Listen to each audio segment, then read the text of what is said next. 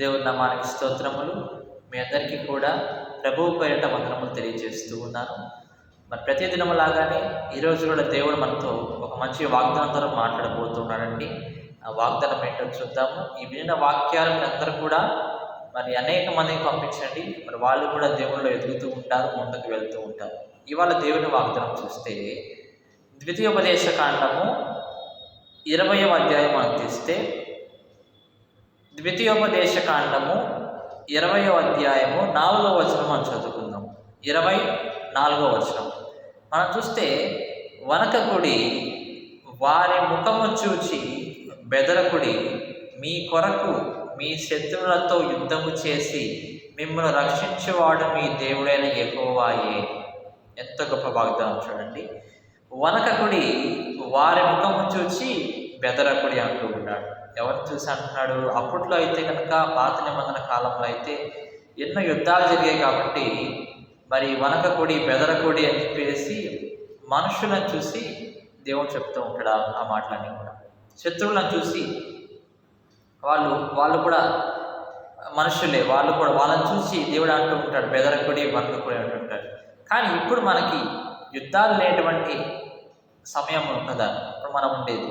అయితే మనకి ఎవరితో యుద్ధం అంటే కనుక సాతానుతో, సాతాను యొక్క దూతలతో మనకి యుద్ధం ఉంటూ ఉంటుంది. మరి సాతాను ఎన్నో శ్రమలు పెడుతూ ఉంటారు మన జీవితంలో కదండి. ఎన్నో మనల్ని దేవుడి నుంచి లాగివేయాలి, తిప్పివేయాలని చూస్తూ ఉంటాడు. కానీ ప్రియా దేవుని బిడ్డలారా, దేవుడు అంటూ ఉన్నాడు, మీరు వనకకుడి, మీరు బెదరకుడి అంటూ ఉన్నాడు. పౌలు గారు ఎన్ని శ్రమలు వచ్చినాయో, ఒక 20 శ్రమల దాకా మరి ఆయన 2వ కొరింథీయుల గ్రంథంలో రాస్తూ ఉంటాడు. ఇన్ని శ్రమలు పడ్డానంటూ ఉంటాడు. పడేసేసి ఏమంటూ ఉంటాడంటే, నా బలహీనతలో నేను బలవంతుడిని అంటాడు. నేను ఎప్పుడైతే బలహీనుడుగా ఉంటానో అప్పుడు నేను బలవంతుడిని అంటాడు. ఏమంటే అన్ని శ్రమలు పడ్డా కూడా దేవుడిని నమ్ముకోవాలా? ఏమండి, ఆయన ఎవరికి భయపడలేదు, వాక్యం బోధించడానికి అసలు భయపడలేదు. ధైర్యంతో వెళ్ళి దేవుడు ఎక్కడ చెప్తే అక్కడికి వనకకుండా, బెదరకుండా వెళ్ళి దేవుని యొక్క వాక్యాన్ని ఆయన ప్రకటిస్తున్నాడు. కాబట్టి మన జీవితాల్లో కూడా ఎన్నో సమస్యలు ఎదురవుతూ ఉంటాయి, ఇబ్బందులు ఎదురవుతూ ఉంటాయి. అయితే వాటిని చూసి మనం ఏం చేయకూడదంట, భయపడకూడదు. ఒకవేళ భయం అనేది మన హృదయంలోకి వస్తే కనుక సాతాను వదిలేసి మనం తీసుకువెళ్ళిపోతాడు. ఎందుకంటే భయం అనేది ఒక మంచి ఉచ్చులాగా సాతానుకు ఉపయోగపడుతూ ఉంటుంది. భయం పెడుతూ ఉంటాడు. దేవుని బిడ్డలు వీళ్ళు భయపడుతున్నారు లేదా అని భయం పెడుతూ ఉంటాడు. యోబు ప్రవర్తన భక్తుడిని మనం చూస్తే కనుక, యోబు భక్తుడిని మనం చూస్తే కనుక మరి ఆయనకి సాతాను ఎంతో గొప్ప శ్రమను పెట్టాడు.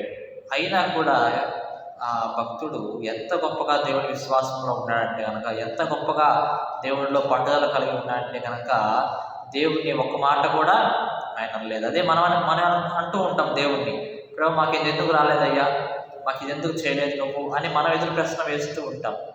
లేదు, దేవుడు తగిన సమయాన్ని ఇచ్చినప్పుడు ఆయన ఖచ్చితంగా చేస్తాడు. కాబట్టి ఈ లోకాన్ని చూసి మనం భయపడకూడదు. ఎందుకంటే పౌలు గారు అంటూ ఉంటాడు, తిమోతికి రాస్తూ ఉంటాడు, దేవుడు నీకు ఇచ్చింది పిరిగితనమైన ఆత్మ కాదయ్యా, శక్తి, ప్రేమ, నిగ్రహము కలిగినటువంటి ఆత్మను దేవుడు నీకు ఇచ్చాడు అని చెప్పి పౌలు గారు తిమోతికి రాస్తూ ఉంటాడు. కాబట్టి ఎవరికి భయపడవద్దు. తిమోతి కొంచెం భయపడేవాడు, యవనస్తుడు కాబట్టి కొంచెం సిగ్గుపడేవాడు. వాక్యం చెప్పడానికి ఎవరేమైనా అంటారేమో, ఏమైనా అనుకుంటారేమో అని భయపడేవాడు. పౌలు గారు రాస్తూ ఉన్నాడు, నువ్వు భయపడమాకయ్యా, నువ్వు అనేకులను చూసి వాళ్ళు ఏమైనా అంటారేమో, వాళ్ళని కొడతారేమో, వాళ్ళని బెదిరిస్తారేమో, నువ్వు బెదిరిపోమాకు, వనకమాకు. మన పట్ల యుద్ధం చేయవాడు ఎవరంట? దేవుడే ఉన్నాడు. మీ కొరకు మీ శత్రువులతో యుద్ధం చేసి మిమ్మును రక్షించేవాడు మీ దేవుడైన యెహోవాయే. యుద్ధం ఎవరు చేస్తూ ఉంటారు? దేవుడు చేస్తూ ఉంటాడు మధ్యలో ఉండి. ప్రార్థన ఎవరు చేస్తూ ఉండాలంటే మనం చేస్తూ ఉండాలి. యుద్ధం మనం ఒక్కలే ఉన్నామండి, మనకి ఎవరు కూడా సపోర్ట్గా లేరు ఈ లోకంలో. కానీ దేవుడు మన పక్షం ఉంటే కనుక మనకి విరోధులు ఎవరు మిగలరు ఇంకా. ఎందుకంటే ఆయన యొక్క బలం ముందు, ఆయన యొక్క శక్తి ముందు ఎవ్వరు నిలవలేరు. అలానే ఆయన ప్రేమ ముందు కూడా ఎవరు నిలవలేరు. ఇప్పుడు ఆయన చూపించే ప్రేమ ఎవరు చూపించలేరు. అట్లానే ఆయనకు వస్తే కోపం కనుక దేవునికి వస్తే కనుక ఎవరు కూడా మిగలలేరు. అంత శక్తివంతుడు, అంత బలవంతుడు ఆయన. ఎందుకంటే ఈ సృష్టిని మొత్తాన్ని చేసింది ఆయనే. సముద్రమా నువ్వు పొంగు అంటే అది పొంగుతూ ఉంటుంది, సముద్రమా నువ్వు నిమ్మలంగా ఉంటే నిమ్మలంగా ఉంటుంది, ప్రకృతి అంతా కూడా దేవుని యొక్క సృష్టి, ఆయన చేతిలో ఉన్నది ప్రతి ఒక్కటి కూడా. కాలాల సమయాలన్నీ కూడా ఆయన చేతుల్లో ఉన్నాయి. మనం మంచిలోకి రావాలన్నా ఆయన మంచిలోకి రావాలంటే కనుక ఆయన ద్వారానే మనం రాగలము. నిత్య జీవం పొందాలంటే కనుక యేసుక్రీస్తు ప్రభు ద్వారానే మనం పొందగలము. బాప్తిసాలు తీసుకొని సంఘానికి వస్తే సరిపోదు, దేవునికి ఇష్టమైన ఫలాలను చూపించాలి. దేవుడు మీ పక్షం యుద్ధం చేస్తూ ఉంటాడు. మీరు ఒక్కళ్ళే ఉన్నాం కదా అని మీరు వనకవద్దు, బెదరవద్దు అంటున్నాడు.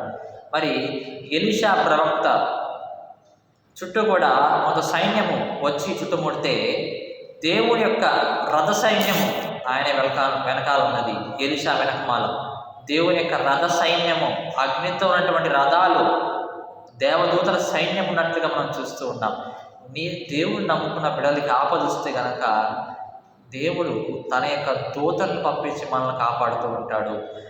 పాత నిబంధనలో ఒక దూత వచ్చి ఎన్నో లక్షల మంది శత్రు సైన్యాన్ని ఏమి చేయకుండానే ఒక కత్తి తీసుకుని అట్లా అంతంతోనే అందరూ కూడా ఎవరికి వాళ్ళు పొడుచుకొని చనిపోయేలా చేసేసింది ఒక్క దూతనే. అటువంటిది ఆయన కాడ ఎంతమంది దూతలు ఉంటారండి చెప్పగలమా? ఎంతమంది ఉంటారు? 100 మంది ఉంటారా? 1000 మంది ఉంటారు? కొన్ని కోటాను కోట్ల దేవుని యొక్క దూతలు ఉంటూ ఉంటారు. ఒక్కొక్క దూత ఎన్నో లక్షల మంది మనుషులను ఊరకనే హతం చేయగలిగినటువంటి శక్తిమంతుడు, అంత శక్తి కలిగిన వాడు దేవుని యొక్క దూతలు. వారిని మనకు దేవుడు కాపలాగా తోడుగా ఉంచుతాడండి. మన దేవుని అంత విశ్వాసం ఉంచితే కనుక, మరి ఈ లోకానికి మనం బెదరకుండా ఉంటే కనుక, వనకకుండా పట్టుదలతో మనం ఉంటే కనుక దేవుని యొక్క దూతలు మనల్ని కాపాడుతూ ఉంటారు. పిరికితనంతో ఉంటే మనం ఎప్పుడు కూడా పైకి రాలేము. భయపడుతూ సాతానికి శోధనలో ఉంటూ ఉంటాం. కానీ మనం ఆ పిరికితనం నుంచి బయటకు వచ్చి దేవుని ఎక్కువగా మనం శక్తి కలిగినటువంటి ఆత్మను మనం ఉపయోగించుకుంటూ ఉండాలి. కాబట్టి ప్రియాదేవుడు అంటారు, ఈ లోకాన్ని చూసి మీరు భయపడద్దు. మీరు నమ్ముకున్న దేవుడు ఎంతో గొప్ప దేవుడు, మీ పట్ల యుద్ధం చేసే దేవుడు, ఆయన సైన్యములకే అధిపతి అయినటువంటి దేవుడు. కాబట్టి దేవుని మీ పక్షంలో ఉంచుకోండి. మీరు ప్రతి ఒక్క కార్యంలో కూడా జయించడానికి మీకు దేవుడు సహాయం చేస్తాడని చెప్పి దేవుడి వాగ్దానం ద్వారా సెలవిస్తున్నాడు. దేవుడి వాగ్దానం దీవించి ఆశీర్వదించుగాక. ఆమేన్.